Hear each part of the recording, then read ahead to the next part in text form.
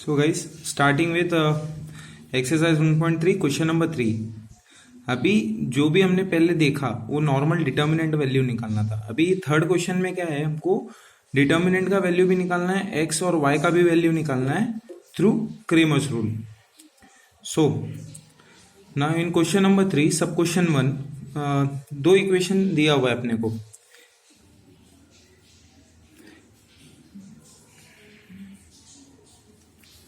दो equation available है, 3x minus 4y equals to 10 and 4x plus 3y equals to 5।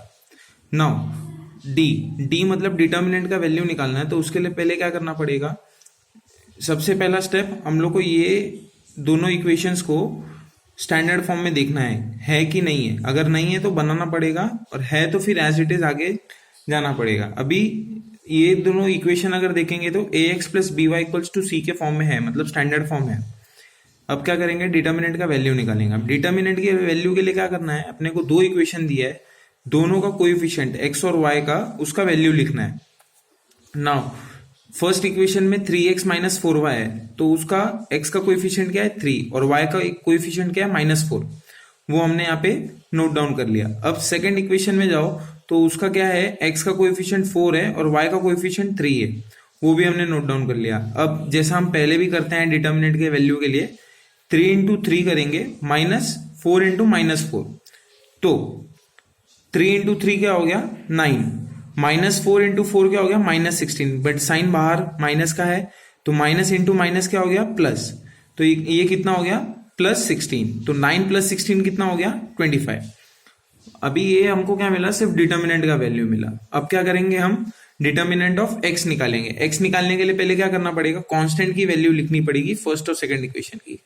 First equation का constant value क्या है 10 और सेकंड इक्वेशन के कांस्टेंट का वैल्यू क्या है 5, वो हमने यहाँ पे नोट डाउन कर लिया। अब क्या करेंगे, x का डिटर्मिनेंट निकाल रहे हैं तो y का कोएफिशिएंट हम नोट डाउन करेंगे आगे, तो वो क्या है -4 और 3, वो मैंने यहाँ पे नोट डाउन कर लिया। अब क्या करेंगे, जैसे ये वाले ऊपर के डिटर्मिनेंट में वैल्यू निकाला, सेम करेंगे।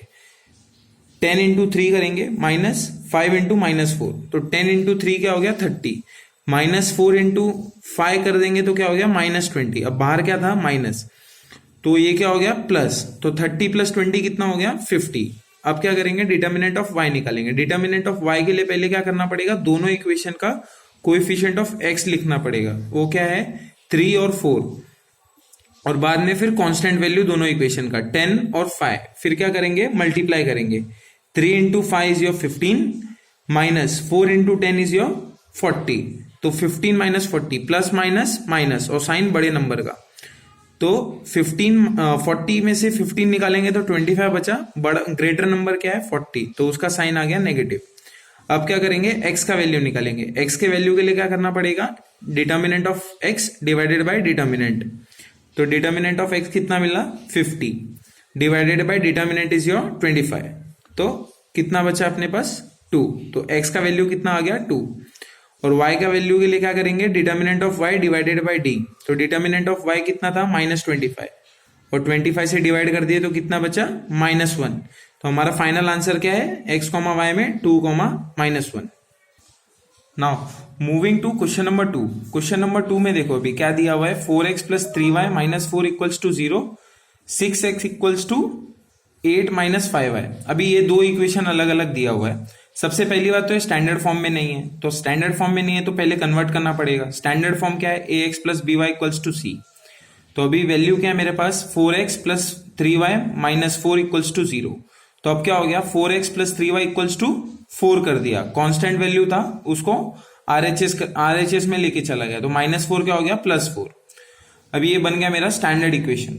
अभी सेकंड इक्वेशन में जाएंगे। सेकंड इक्वेशन में क्या है, 6x है अपने जगह पे, बट 5y कहाँ है RHS में, तो उसको LHS में लेके आएंगे, तो -5y अगर यहाँ आएगा तो क्या हो जाएगा +5y, तो 6x + 5y इक्वल्स टू कितना हो गया 8। अभी ये मेरा सेकंड इक्वेशन तैयार हो गया। अब मैं क्या करूंगा, डिटर्मिनेंट की वैल्यू निकालूंगा।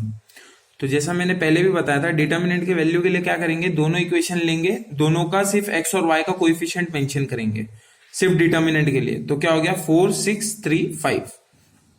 अब मल्टीप्लाई करना चालू करेंगे, 4 इंटू 5 -6 इंटू 3, तो 4 5 20 -18, कितना बचा 2, तो डिटर्मिनेंट का वैल्यू मिल गया 2। अब मेरे पास क्या निकालूंगा मैं, डिटर्मिनेंट ऑफ एक्स, और डिटर्मिनेंट ऑफ एक्स के लिए जैसे मैंने पहले बताया था कांस्टेंट वैल्यूज पहले लिखना है। तो कांस्टेंट वैल्यूज क्या है, 4 और 8। उसके बाद क्या है, कोई एक्स का कोई डिटर्मिनेंट निकालना है तो कोएफिशिएंट ऑफ वाई मेंशन करेंगे। कोएफिशिएंट ऑफ वाई क्या है, 3 है और +5 है, वो मैंने मेंशन कर दिया। अब सेम क्रॉस में मल्टीप्लाई करेंगे, 4 5 जा -8 3 जा, 4 5 जा कितना हो गया 20 -24, तो प्लस माइनस माइनस और साइन ग्रेटर नंबर का, तो 20 -24 कितना बचा -4। डन, तो ये डिटर्मिनेंट ऑफ एक्स मिल गया हमको। अब क्या करेंगे, डिटर्मिनेंट ऑफ वाई निकालेंगे। तो डिटर्मिनेंट ऑफ वाई के लिए क्या करूंगा मैं, सबसे पहला एक्स का कोएफिशिएंट लिखूंगा मैं। एक्स का कोएफिशिएंट क्या है, 4 और 6, वो मैंने मेंशन कर दिया। और फिर उसके बाद कांस्टेंट वैल्यूज लिखूंगा, 4 और 8, वो भी मैंने यहाँ पे मेंशन कर दिया। अब सेम एज इट पहले जैसा करते आए, 4 इंटू 8 करेंगे, -6 इंटू 4 करेंगे।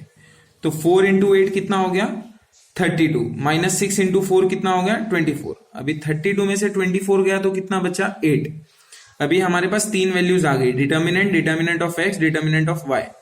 तो एक्स का वैल्यू निकालने के लिए क्या करूंगा, determinant of X divided by D. तो क्या हो गया -4/2, क्या बचा -2। तो एक्स का वैल्यू कितना आ गया -2।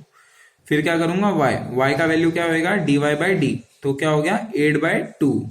तो 8 डिवाइडेड बाय 2, तो कितना बचा मेरे पास 4। तो फाइनल आंसर क्या है 2, -4।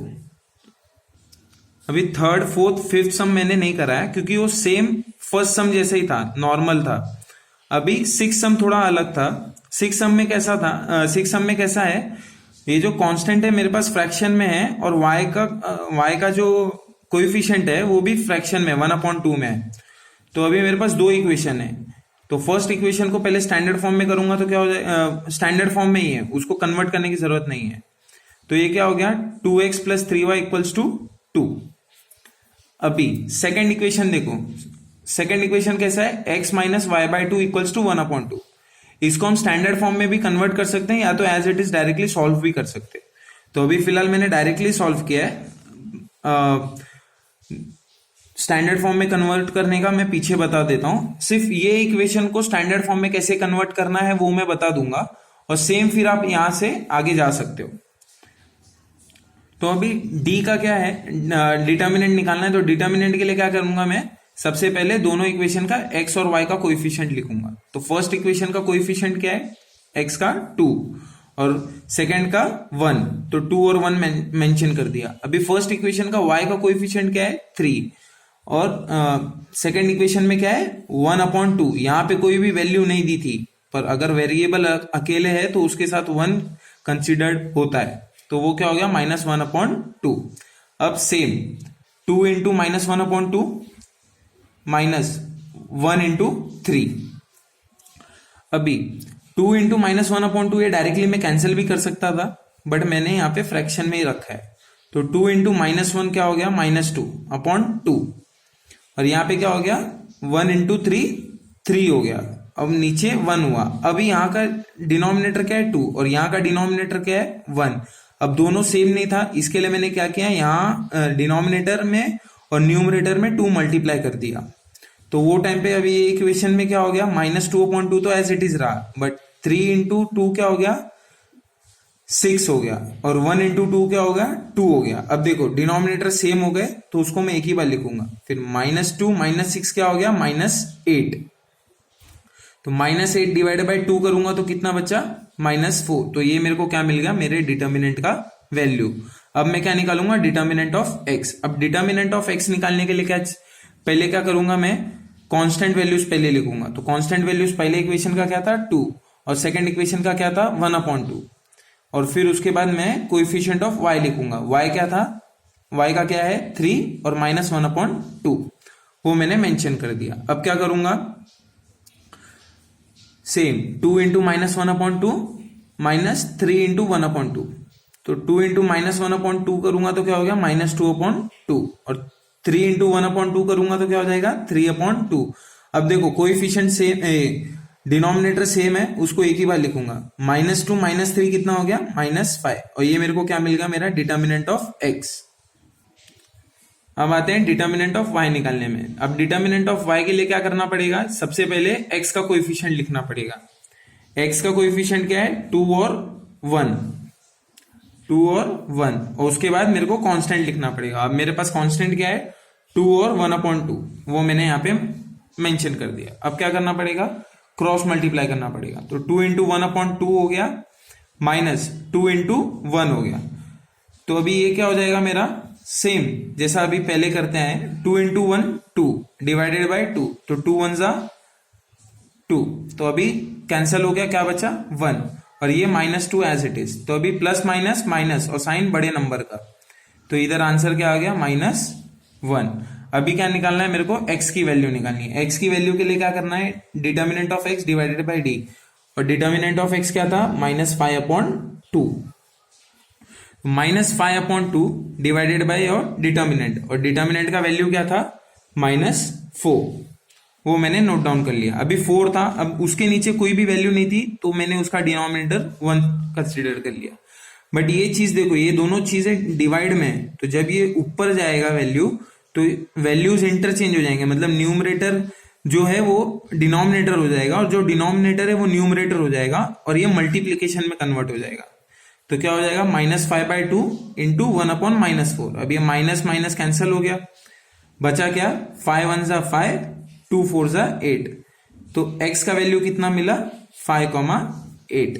अब y के इसमें जाते हैं। अब y कैसे निकलेगा, dy/d। अब dy क्या था, -1, d क्या था, माइनस माइनस कट, और क्या बचा 1/4। तो इससे मेरे को क्या मिल गया, x, y का वैल्यू, वो क्या है 5/8, 1/4। तो इसके साथ ही मेरा आज का क्रेमर रूल्स का एक्सरसाइज खत्म। आपको जो भी कुछ डाउट रहेगा तो इंस्टाग्राम पे फॉलो कर लीजिएगा, लिंक नीचे डिस्क्रिप्शन में मेंटेन्ड है, और आपको नोट्स वगैरह अवेलेबल वहां से हो जाएंगे। आप एक बार अगर आप सिर्फ मैसेज डालिए, आगे का कंटिन्यू हो जाएगा वहां से। अगर पसंद आया तो लाइक शेयर एंड सब्सक्राइब जरूर करें।